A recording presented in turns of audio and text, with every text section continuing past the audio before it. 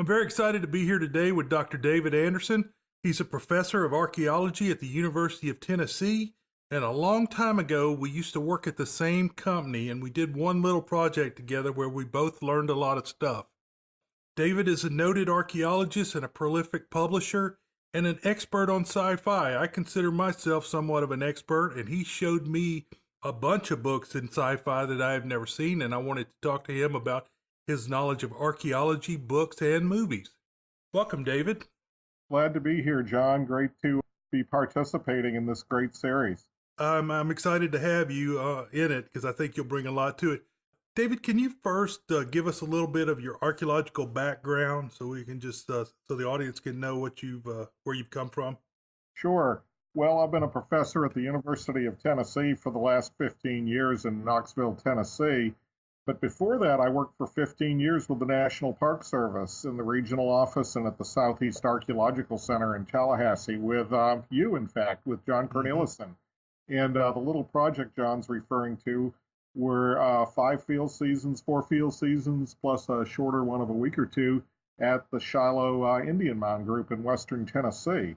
So John and I spent 14 or 15 months in the field together on Shiloh over several field seasons. And I enjoyed working for the Park Service. Before that, I went to high school in Baldwin County, Georgia, Milledgeville, Georgia, and then went to school, got a bachelor's degree in archaeology in 1972, worked in the Southwest, then went back to the Southeast and started doing archaeology in the Southeast in South Carolina. Got a master's at the University of Arkansas later in the 70s and did CRM for quite a number of years till 1988 when I went to work for the Park Service. In between, in 1983, I decided I needed a doctorate. I just wasn't doing archaeology to the level I thought I could. So I went to the University of Michigan, spent 3 years on campus, and then finished up my degree in 1990, archaeology along the Savannah River Basin. So that in a nutshell is a brief synopsis of my career. I've been doing this for almost 50 years, and I've met great people along the way, not the least of whom is you. You're one of the best field archaeologists I've ever worked with. Thank you. Well, David, what was I going to say? Oh, could you tell us a little bit about a couple of the books you've written and your expertise on that? Well, with my colleague Ken Sassaman, I've put together edited volumes on Paleo-Indian and early Archaic archaeology in the Southeast and on the mid-Holocene archaeology of the Southeast.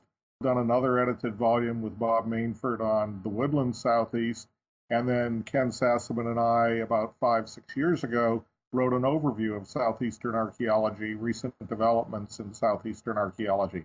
I've also written about 45 or so other books and monographs on archaeology, most in the Southeast, and then a couple hundred papers that appear in technical journals, State Archaeological Society journals, regional society, all the way up to the national journals. Okay. Well, you left out the Muses book. Oh, Archaeology and the Muses, yes. I had a chapter in there on archaeology and science fiction and mysteries. Ah, prolific writer and an expert on science fiction. Fantastic. Well, David, I'm going to ask you the hardest question first, and then I'm going to let you think about it a little bit, and maybe we can come back to it. But I kind of have an idea in my mind that archaeologists look at the human remains, or the remains of human activity, and try to predict the past.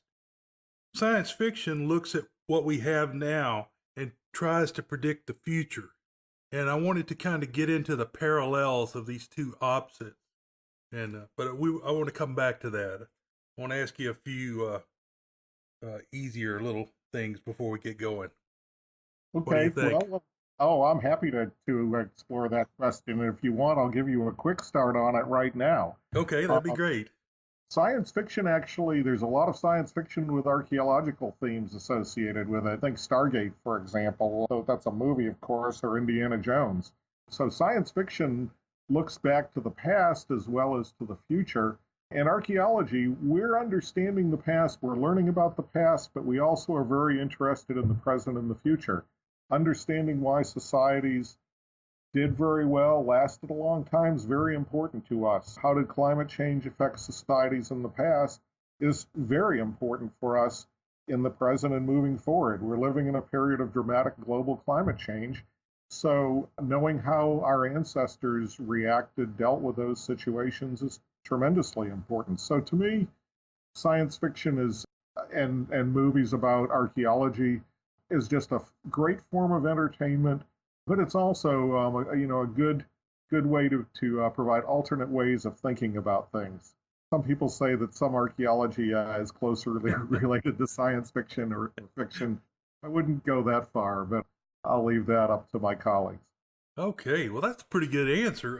Let me just jump back in time. Can you go back to when they were going to cancel Star Trek the first time and talk about that little episode in your life? Well, basically, I was a fan of Star Trek in the 1960s. I graduated from high school in 1967, which was the year of the first season of Star Trek. And I actually wrote the show. You could back then, and before they even became commercial and started selling things, they would send their fans little packets of appreciation.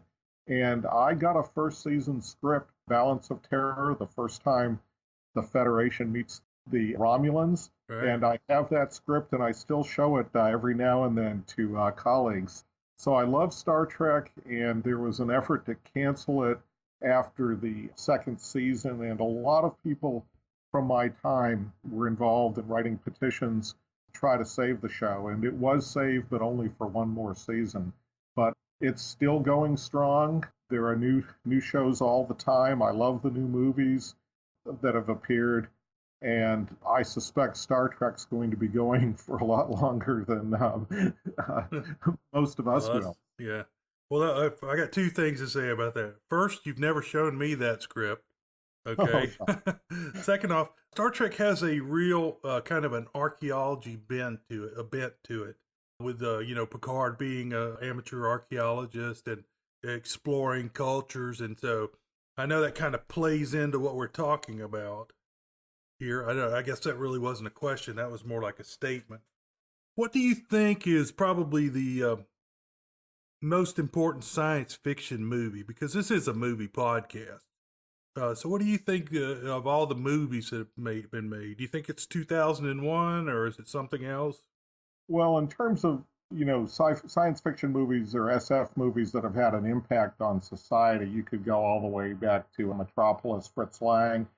Of course, 2001 is the critic's choice. It had breathtaking views. It was very realistic for the time. That was 1968 when it came out. Arthur C. Clarke's ideas of going into space might lead to transcendent experiences, changes in human evolution. A lot of science fiction in the movies is just great fun and entertainment. That, for example, Star Wars, of course. In terms of archaeology in science fiction, there's always, of course, Indiana Jones. That's the movies that all archaeologists know about. And well, none of us would ever get tenure at a university if we behaved like Indiana Jones did, climbing out of windows to avoid students and never showing up for class. Plus, we wouldn't live very long given the kind of the adventures he had. Those movies did a lot for archaeology 40 years ago when they first started coming out. There's a lot of quotes that people like to use from those movies, like if you want to be an archaeologist, you've got to get out of the library. I think that was from the most recent movie. So that's a great movie. And then, of course, there are movies and TV spin-offs from them like Stargate, which is not the way ancient Egyptian history or archaeology has the past, but it's still great entertainment. And if people watching those shows say, I wonder how they know those things, well, then that can be a good thing as well. Kind of plays into a popular opinion that nobody in the past could make something as complex as a pyramid, so we have to find some other kind of elaborate excuse for why it's there, like ancient aliens. Right, space aliens are the explanation for things we don't understand, and that's kind of demeaning to humanity, because when we study monumental architecture, we find that there are that there are ways that the people at the time could have built pyramids, created the line drawings in the plains in Peru, the Nazca line drawings, could have erected the statues at Easter Island, and that these required tremendous ingenuity, but certainly not beyond the capability of people like ourselves. Right. If we just didn't have cable and television, we could go Well, out and build a Hinge or two, right? I say that the reason we love television and movies so much is we've spent a 500,000 years staring into fires. So we're programmed to stare at bright moving lights when there's darkness around us. So I think the fascination we have with TV is in part, it's because it was a survival characteristic to be good at controlling fire, and we're just fascinated by it. Well, you mentioned Metropolis and Fritz Lang. Well, that's a deep reference. I wanted to go back to Forbidden Planet and get Oh, your any take you may have on that. Forbidden Planet is, of course, about 1957. It is an incredibly good movie for its time. The special effects are remarkable. The plot is based on one of Shakespeare's most famous plays, The Tempest, but you don't need to know that to really enjoy the movie. It also has very impressive plot characteristics that the inhabitants of this world, Altair 4, I believe it was, that the spaceship Bellerophon, if I'm remembering this correctly, lands on, that basically they had created a machine 20 miles on a side that would allow their thoughts to be transformed into action. And they were a civilization far beyond anything that we conceive of ourselves now, but perhaps we might be someday.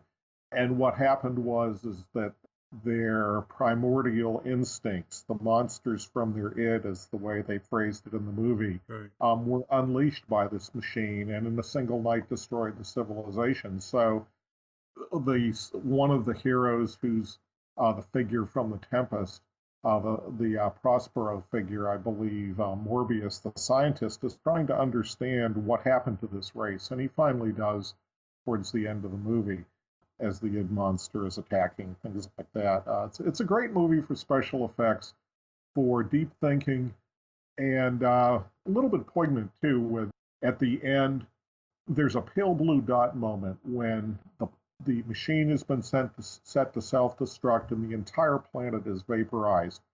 And the captain is looking at it and saying, basically, that's where all the people who ever lived on that planet existed.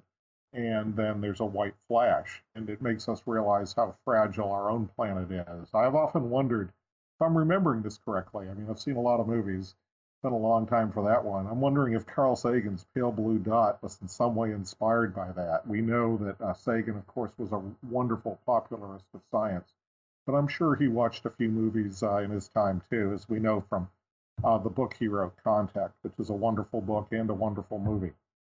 No doubt about it.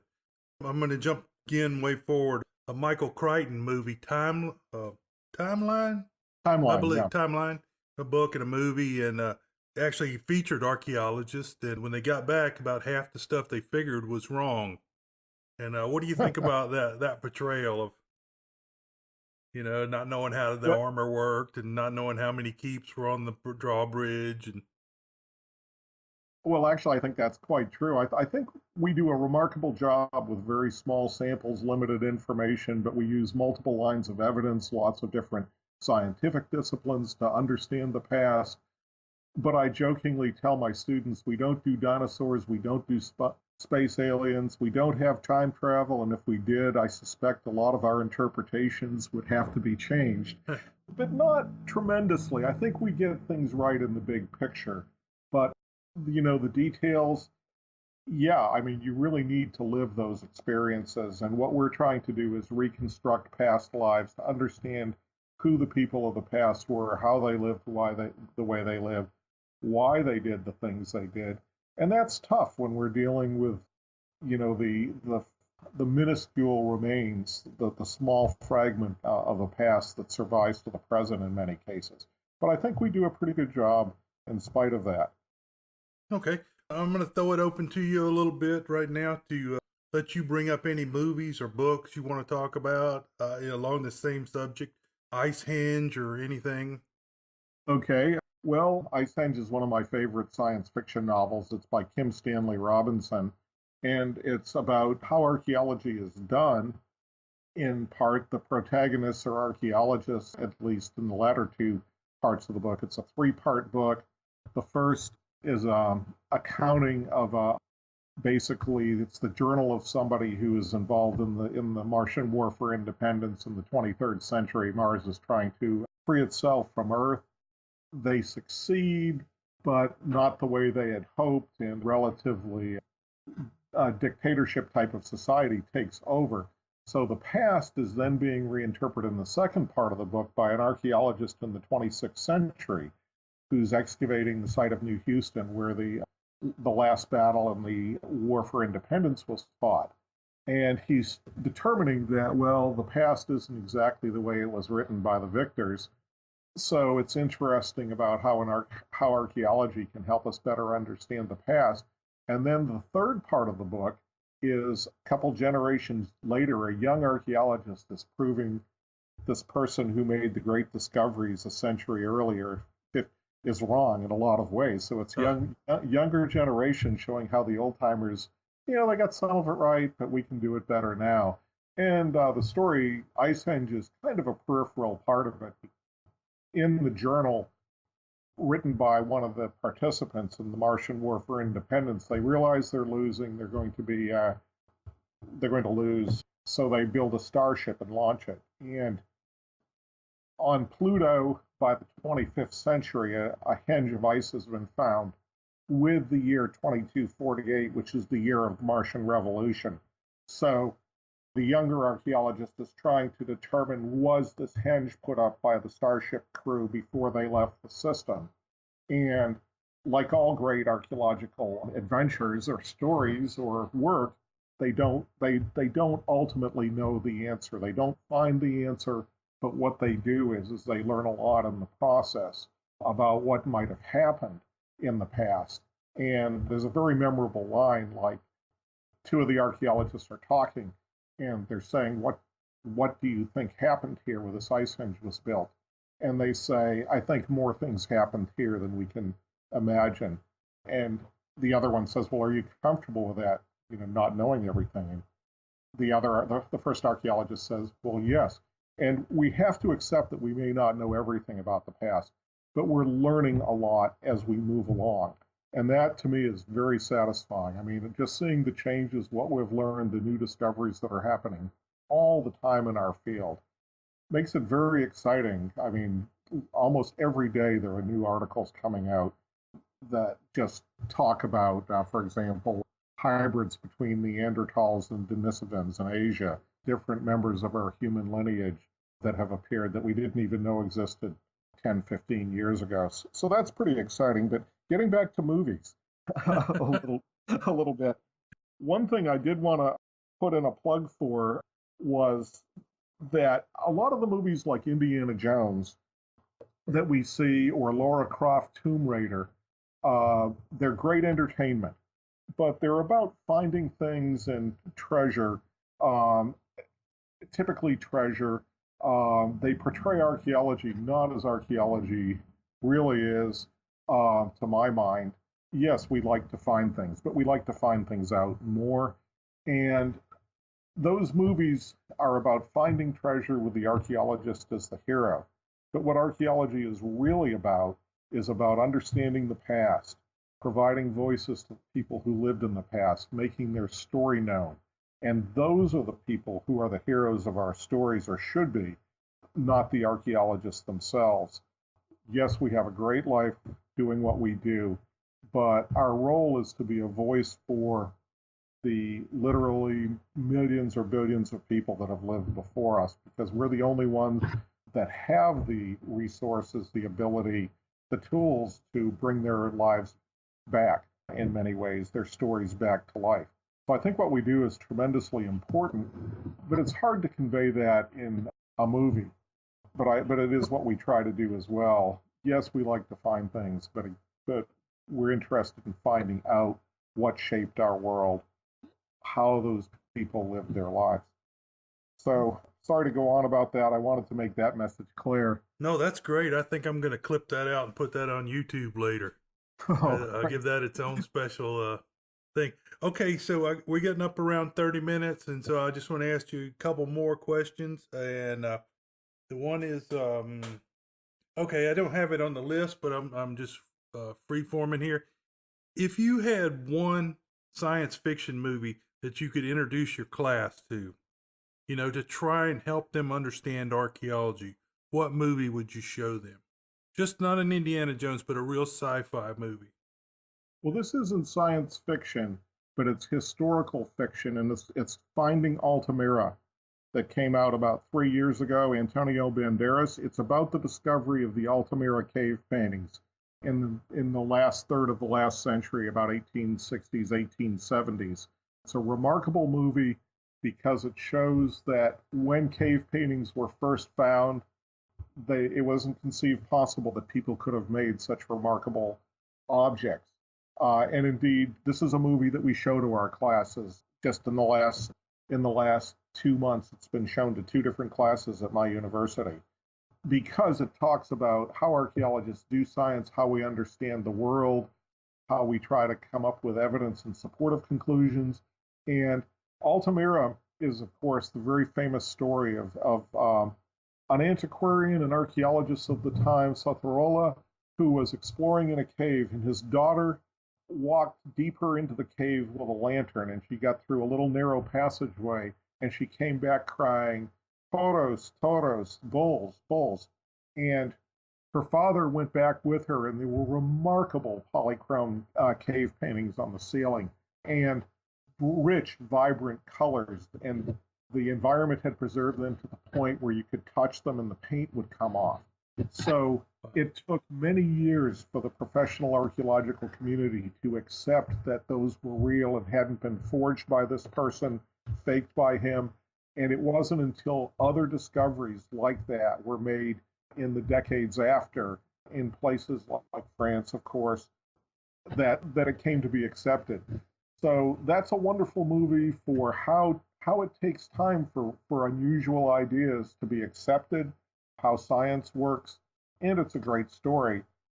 In terms of science fiction movies that deal with archaeology, I view a lot of them as entertainment. There are a lot of great books about archaeology with science fiction themes. I think I advise anyone to read just about anything Werner Vinge has written, or Jack McDivitt in particular. Jack McDivitt has written close to 20 books on how archaeology is practiced in the future, because when people go out into space, they find that in a universe 13 billion years old, most of the civilizations have long gone, and it requires archaeologists to understand them. So those books are wonderful, and I recommend them very highly. That's Jack McDivitt.